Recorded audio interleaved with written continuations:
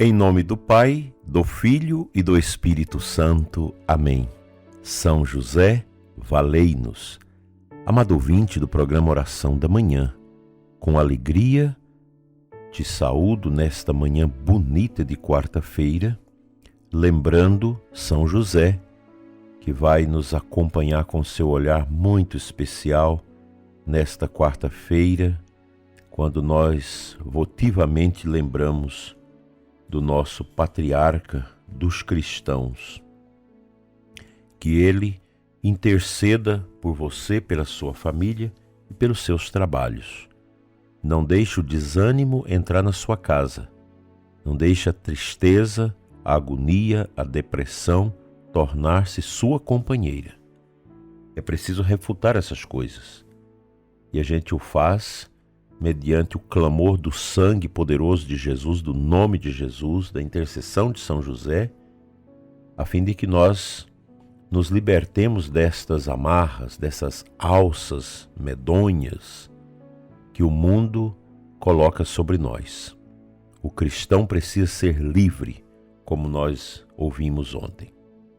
Vamos iniciar o 8º capítulo do livro Corpo Místico de Cristo, onde o Santo Bispo Fulton Sheen vai nos falar do sacerdócio na Igreja.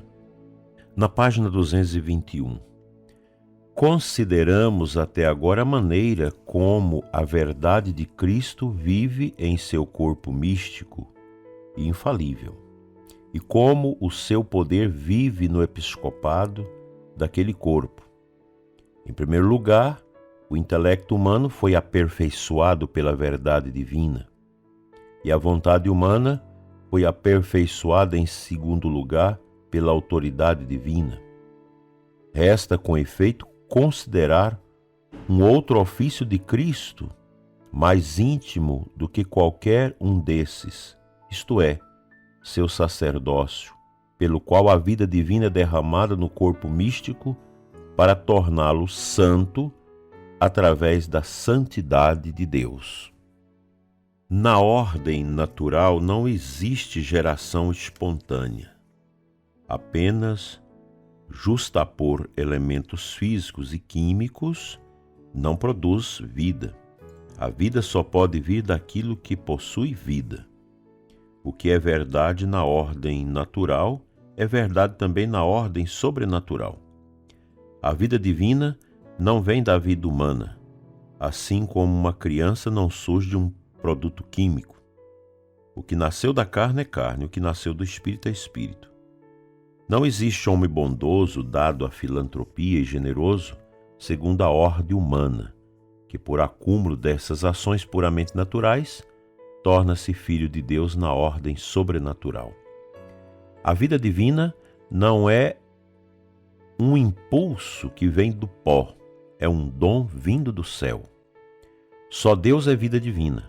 A terra nunca viu a vida divina e a santidade até que Deus andasse na terra em forma de homem. Até então os homens conheciam a vida apenas por meio de fragmentos. Veem agora aquele em quem o Pai se compraz que toda a plenitude habite. Àquela altura, os homens viam a santidade misturada com o pó da fraqueza e do pecado. Vem agora o Santo de Deus, que era a resposta divina ao desejo do mundo por uma vida mais elevada em Deus. Graças à sua natureza humana, assumida da flor virginal da raça humana, ele tomou posse de um instrumento de santificação. Por esta instrumentalidade, a pessoa do Verbo, ele mesmo perdoou pecados, abençoou, ordenou que os apóstolos batizassem, salvou o que havia perdido e, acima de tudo, deu a vida para a redenção de muitos. Este ato supremo de amor pelo qual Cristo expiou o pecado do homem, restaurou o homem mais uma vez para a união com Deus. Ao sacrificar-se por seu povo adquirido, procura ministrar-nos sua vida divina, e os méritos de sua dolorosa paixão e morte. Pois assim como diz São João, todos nós recebemos da sua plenitude graça sobre graça. Como esta fonte da vida divina comunicará esta vida ao homem após a ascensão ao céu? Ele a comunicará da mesma forma que comunicou a verdade e o poder, ou seja, através do corpo místico, a Igreja. Visto que ele escolheu uma natureza humana como instrumento para a santificação dos homens durante a sua vida histórica.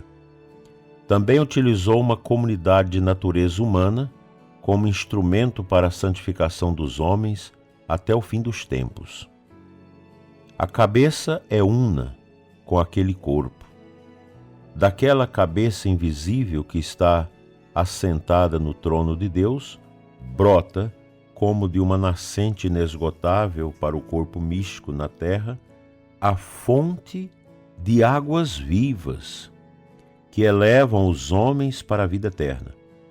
Assim como a energia invisível do seu cérebro desce a todas as partes do meu corpo, dando movimento aos braços e pernas, músculos e tendões, assim também descem os raios de glória do Cristo glorificado para os membros do corpo místico que somos nós, porque somos unos com seu Espírito. Dileto ouvinte, que ensinamentos belíssimos, maravilhosos, que nós podemos acrescentar à nossa meditação no dia a dia, nas nossas reflexões. Como é belo isso, né? A vida divina, ela não vem da nossa natureza humana, não vem das coisas naturais desse mundo, vem de Deus, vem do céu. O pai e a mãe de cada um de nós que nos deu a graça da transmissão da vida, eles não têm como transmitir a nós a vida espiritual. Não é o pai e a mãe que transmite a alma para nós. A nossa alma, o nosso espírito, não é fruto do trabalho de nossos pais. Não foi o pai e a mãe de cada um de nós que nos deu a alma. A alma vem de Deus. Ele nos deu as bases genéticas dos filamentos para que o nosso corpo pudesse crescer naturalmente. Mas eles não puderam dar a nós a vida divina. Essa vem de Deus. O corpo místico de Cristo é espírito, é graça, é a ação viva do ressuscitado entre nós. E o corpo místico de Cristo, ele subsiste na Igreja. Através da Igreja, eu recebo os elementos naturais próprios para o crescimento na vida divina, como o batismo, os sacramentos, o anúncio da palavra, o incremento à vida espiritual de oração. Portanto, a vida divina que nós recebemos, por graça, ela precisa ser cultivada, precisa ser alimentada, assim como o corpo, de forma natural, se alimenta das coisas naturais, a nossa alma se alimenta das coisas sobrenaturais. Vamos aprender isso e a cultivar em nós esta grande bênção, essa grande dádiva que é a vida espiritual, a vida divina, que a gente precisa crescer nela a cada dia.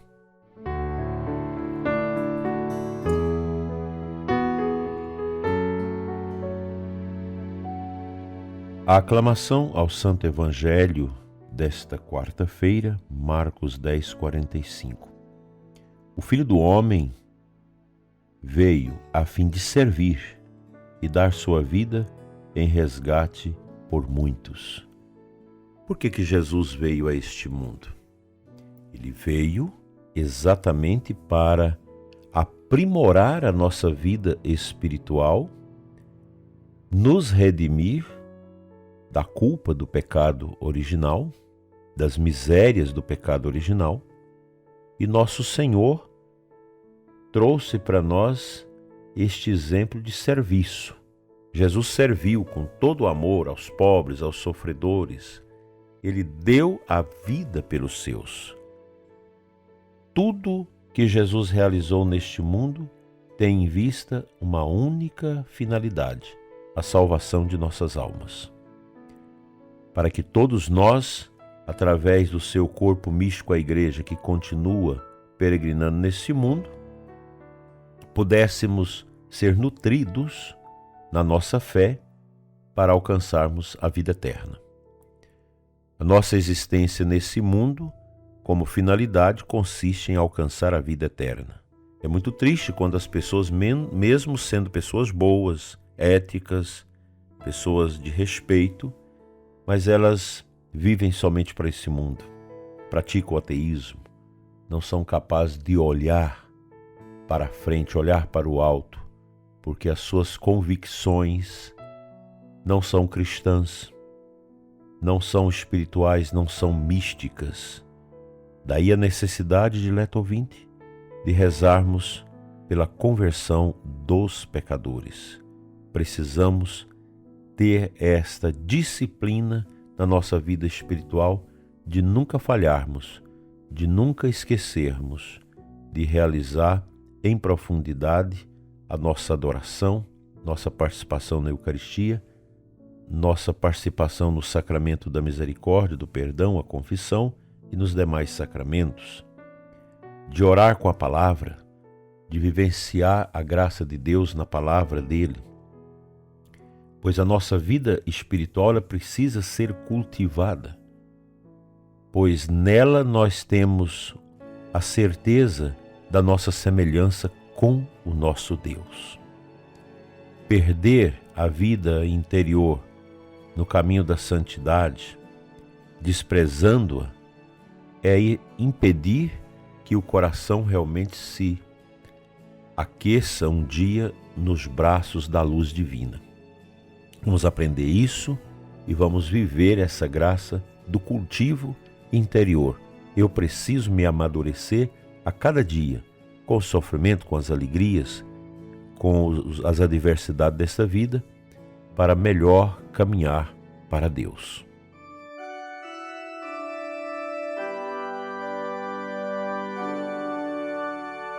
Pai de bondade, abençoa o nosso mundo interior.